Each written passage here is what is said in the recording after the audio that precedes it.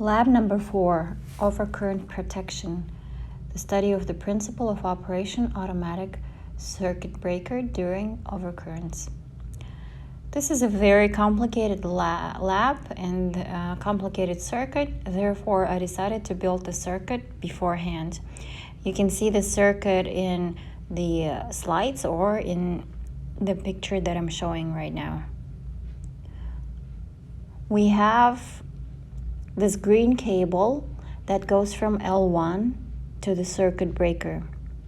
So circuit breaker is in the top right corner. So this blue cable is the circuit breaker is being connected to the enclosure of the electric device. Then the other side of the electric device is connected to pen. As we can see, we assembled pen beforehand. We connected PE and N with the yellow cable. So we have previously connected N and PE. Then we need to connect the amp meter to pen. So what we do is we take the red cable and connect it to the amp meter. We need to see all the values on that screen, the top left corner. So we take the red cable, then with the yellow cable, we connect the housing of the device to the amp meter as well.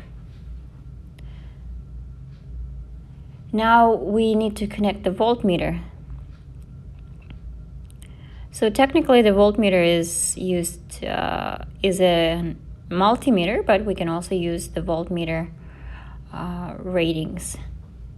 So we connect it to the housing of the electrical device with a yellow cable, and we set the rated voltage to 200.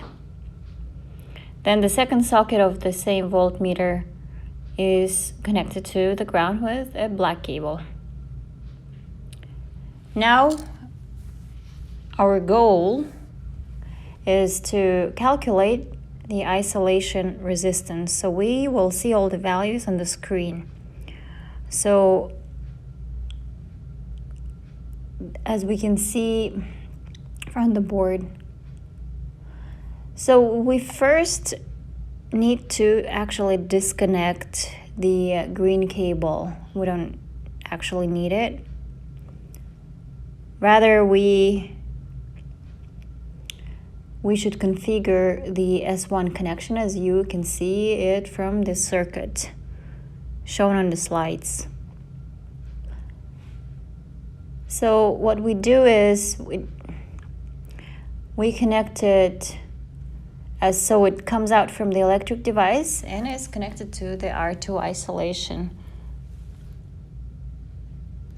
Then we should calculate the current. So before that, what we do is we turn off everything. We should switch off and make sure that everything is switched off. Then we turn it on.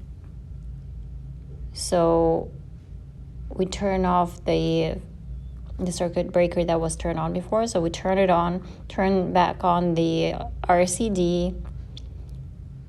Then we turn back on, so we switch on the circuit breaker right now. So we can see that actually R2 is not being present there. So what we do is we did the R1 connection with the green cable. So what we do is we switch on the circuit breaker, we switch on the TN board, and the section of the TN board is being used at this point. Then we turn on the multimeter and we see the readings, and we see the readings of current 0.5. So the current that is going through S1 is 0.05. So we know that the rated voltage is 200 volts, and therefore the measured voltage is 6 volts. So now we turn it off. We turn everything off. We We can calculate all the values on the paper. So what we do, we switch it off again. We switch off the TN board. Then what we have is we should remove the green cable right now, and we have to connect it to R1. So we should configure R1. So before, as I said, we configured R2 isolation, but now we're doing the R1 isolation. So we switch it on, we switch back the TN, and we check the isolation of the S2.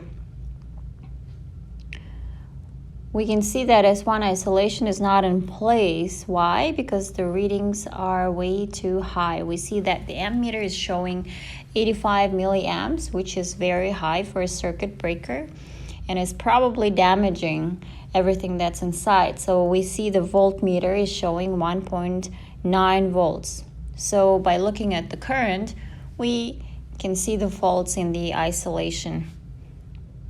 So therefore we know that S1 is not in place. So now we can see that how the current values can help us determine the faults.